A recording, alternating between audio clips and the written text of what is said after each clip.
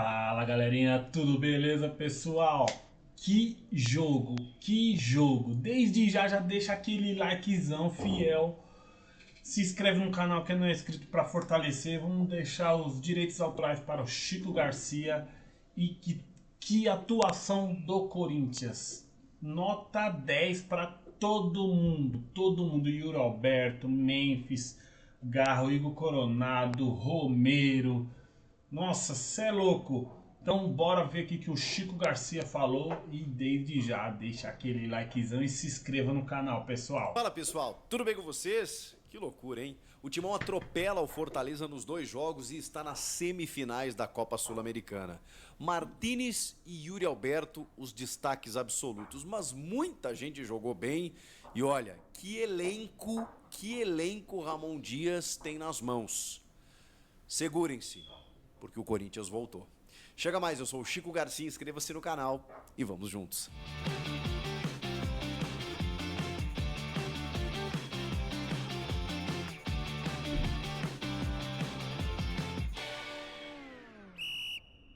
Voltou. O Corinthians voltou, rapaziada. Semifinalista de Copa do Brasil, Copa Sul-Americana e vai resolver a questão Brasileirão. Me perguntaram na live, aliás, muito obrigado pela audiência. Batemos 40 mil pessoas simultâneas. Um recorde absoluto do canal e creio que de muitos do que fazem, que atuam nesse segmento, né, de pós-jogos aqui. Inacreditável, gente. Obrigado pela moral que vocês me dão de coração. Numa das perguntas, das tantas que recebi, por que o Corinthians, com esse time, ainda está na zona do rebaixamento do Brasileirão? Isso é assunto para outro vídeo, tá? Porque aqui eu vou analisar a classificação na Sul-Americana. Mas só resumindo para vocês, não deu tempo. Porque esse time foi formado há pouco tempo. E teve data FIFA, muitos jogos com as Copas, né, e o envolvimento com as Copas, então jogos do Brasileiro espaçados, né, uma vez por semana. Fosse diferente, fossem todos esses jogos que o Corinthians tem jogado apenas do Campeonato Brasileiro, já tinha saído. Já tinha saído, como vai sair ali na frente. No que diz respeito a esse vídeo, a esse jogo que nós estamos analisando, é que tudo faz parte, né, gente? Eu não posso analisar apenas o jogo contra o Fortaleza, o 3-0 desta noite na Neoquímica Arena, sem analisar o jogo de ida, sem analisar a vitória contra o Atlético Goianiense, sem analisar 15 gols nos últimos 6 jogos, apenas uma vitória contra o Botafogo, líder, e olha que dava para ter voltado com um empatezinho, mas com vários resultados positivos, com um time encaixado, com opções que o Ramon acaba obtendo, com jogadores chegando e dando conta do recado, com o time se fortalecendo, se compactando, sendo maduro, consciente das suas ações. Eu não posso tirar do contexto apenas para o jogo de hoje.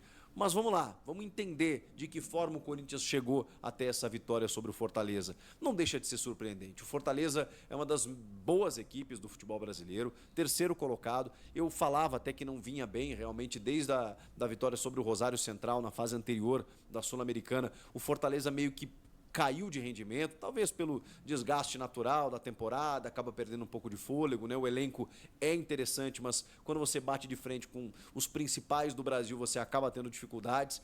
Embora tenha também vencido bem o Bahia no fim de semana, 4-1, foi um time que não viu a cor da bola contra o Corinthians.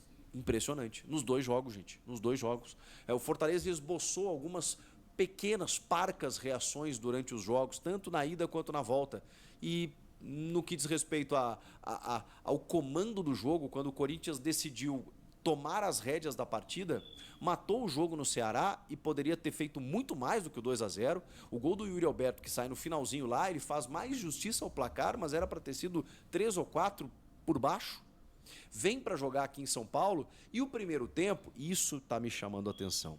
Um Corinthians que está sabendo jogar esse tipo de jogo.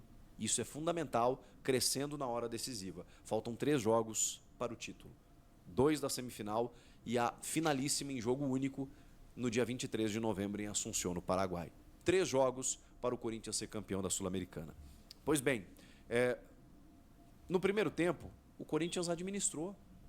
Teve uma chance com o Coronado numa roubada de bola do Yuri Alberto, mas o Zé Wellison também teve uma chance numa defesa do Hugo. Depois o Corinthians ameaçou aqui e ali, teve um chute do Biton que passou por todo mundo, o Yuri deu uma dividida com o goleiro e tal, mas assim, jogo truncadinho, o Fortaleza tentando sair, o Corinthians marcando muito bem, o José Martínez jogando uma enormidade, dando pouquíssimos espaços para o Fortaleza, marcando bem, Carrijo muito bem, jogando mais por dentro. Depois eles inverteram de lado, né? Ele e o Bidon, mas o Carrijo, o peruano, que não jogou como ponta, começa até aberto pelo lado direito, mas caindo por dentro. Depois ele vem para o lado esquerdo, caindo por dentro. E eu, ué, o que está acontecendo?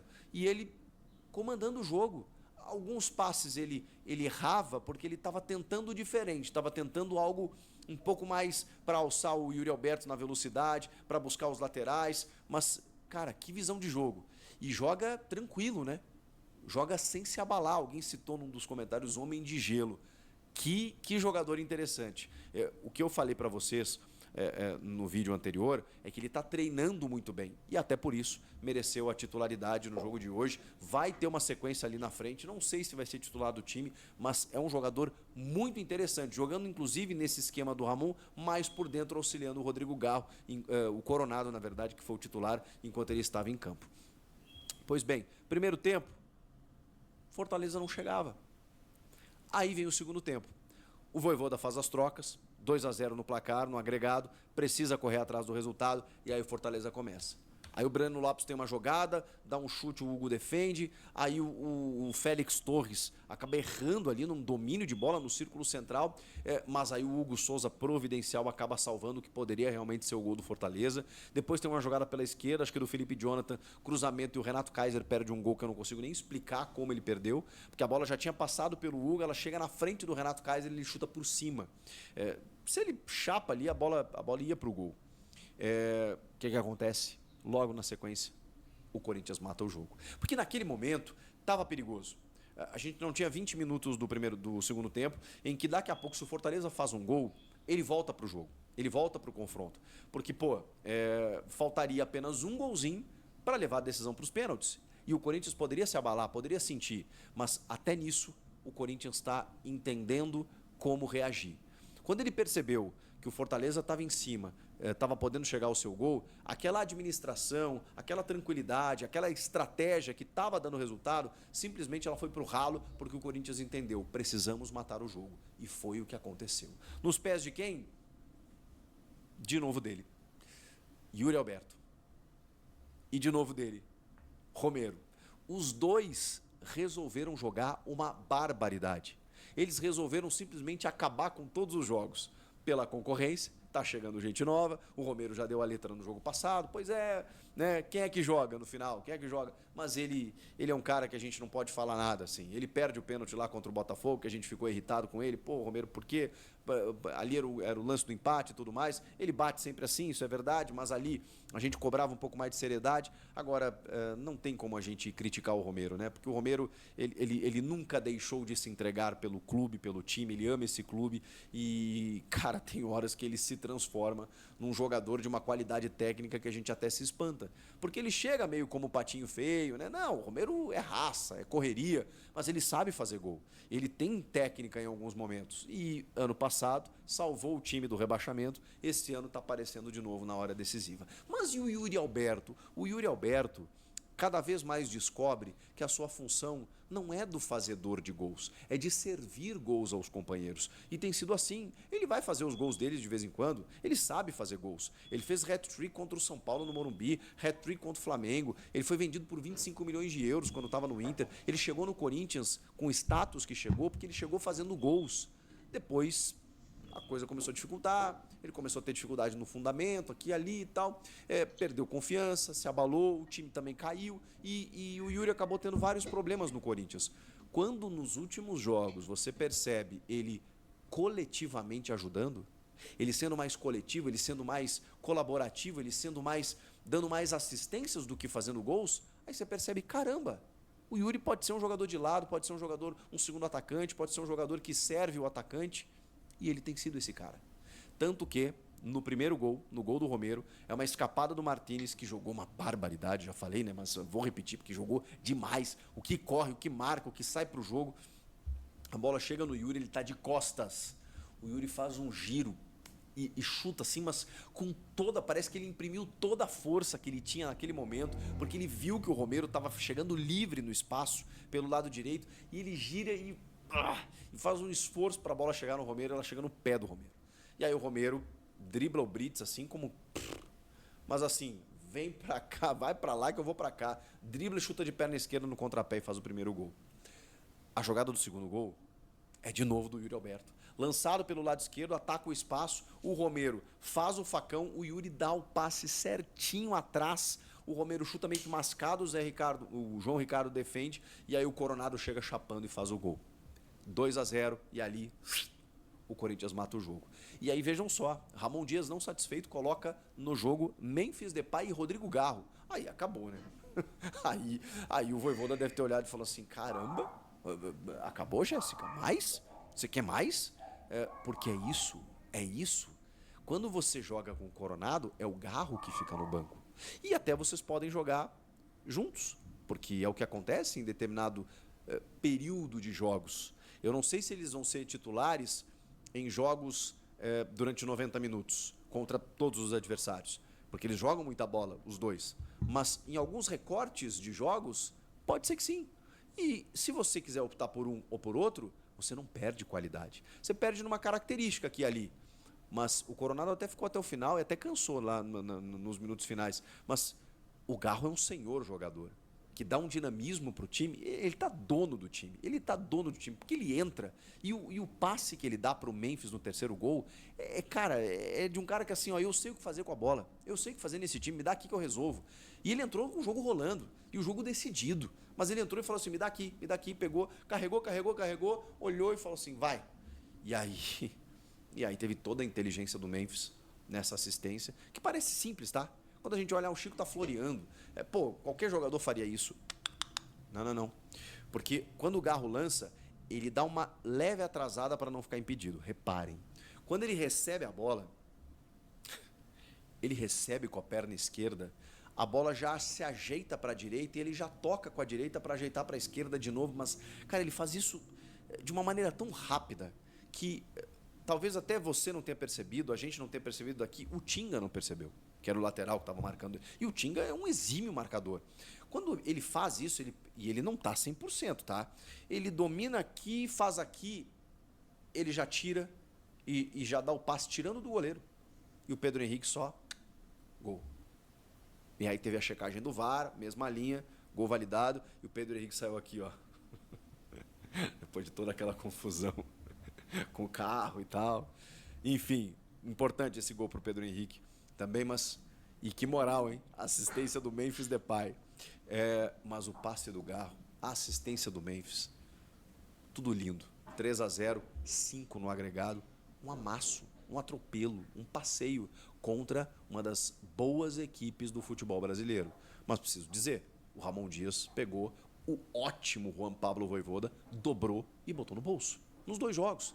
Quando ele monta um losango de 3 volantes com um meio articulador na frente, Coronado foi esse cara lá no jogo de ida, que acabou com o jogo, inclusive. Breno Bidon foi destaque. De novo Breno Bidon, dessa vez. Só que ao invés de Charles, que ficou para o segundo tempo, ele utiliza o Martínez, o Bidon, quem que eu estou esquecendo? Se você soubesse como é fácil criar um canal no YouTube, com poucos cliques você pode ter dezenas de... E o Carrilho. Olha só. Ele usa o Carrilho por dentro. É exatamente isso. Porque ele usa o Martínez abrindo o meio campo e o Bidon com o Coronado. Só que o pulo do gato, além dos dois atacantes, o Romero e o Yuri Alberto, é o Carrilho não jogando aberto, jogando por dentro. Treinador. O Corinthians tem treinador. Aliás, tem 2.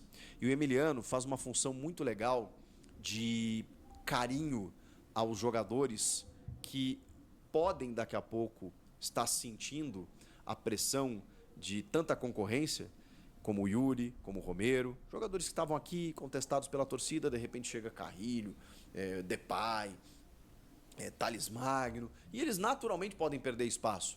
E aí hoje, por que o Pedro Henrique entrou hoje? Gestão de grupo. Do tipo, vai lá, o cara ainda faz um gol. Eles rodam o elenco muito bem. E com isso, eles vão fortalecendo esse elenco para que daqui a pouco o Thales Magno agora machucou, já abre uma vaga. O Pedro Henrique entrou hoje. Porque é isso, você vai abrindo o elenco. E aí você vai ganhando o Memphis, o Carrilho, você vai tendo... E ganhando o Romero e o Yuri, que estão sentindo, né, essa competência na gestão dos técnicos, no sentido de assim, cara, se eu jogar bem, eu vou jogar. Porque tem muita Copa, tem muita competição. O Corinthians não sai de nenhuma competição. Então o Memphis, por exemplo, não joga na Copa do Brasil. Já abriu espaço. E aí tem o Héctor Hernandes ainda, que não joga a Sul-Americana. Mas aí tem o Memphis na Sul-Americana. E tem Romero e Yuri Alberto, que começaram como titular e decidiram o confronto. Os laterais talvez tenham sido um pontinho abaixo hoje, mas eles não são os titulares, né? Nem o Mateuzinho, nem o Hugo. O Bidu e o Fagner. Na defesa... O Félix Torres, ele ainda não me inspira muita confiança. Mas tem o Gustavo Henrique, que está crescendo. Tem o Kaká, que acho que faz uma parceria boa com o André Ramalho. Então tem opções. Tem opções na defesa, no meio e especialmente no ataque. Quando a gente falava que o problema do time era fazer gols, fez 5 e não tomou nenhum. Em 2 jogos contra o ótimo Fortaleza. Segurem-se nas poltronas, nas suas casas, onde você estiver. O Corinthians está de volta. É só resolver o Brasileiro e isso vai acontecer em seguidinha e pronto. Vai sair qualquer preocupação que hoje ainda fica incomodando o corintiano para se voltar devidamente para as Copas. No momento que isso acontecer, o Corinthians semifinalista, podendo pegar Atlético Paranaense ou Racing, decisão da vaga na quinta-feira. O Atlético venceu o primeiro jogo em Curitiba, decisão na Argentina. Se passar o Furacão... Mas e aí, pessoal, quem vocês preferem? O Atlético Paranaense ou o Racing para pegar na semifinais? Eu prefiro o Atlético Paranaense por estar um pouco em queda em comparação ao ano passado, o começo do ano, e nós decidimos em casa, entendeu? Então isso tem uma diferença. Se for Racing, nós decidimos na casa deles, o primeiro jogo na Arena. A decisão é na Neoquímica Arena, na semifinal. Se passar o Racing, que teve a melhor campanha, o primeiro jogo é em São Paulo, a decisão na Argentina. E depois tem uma final.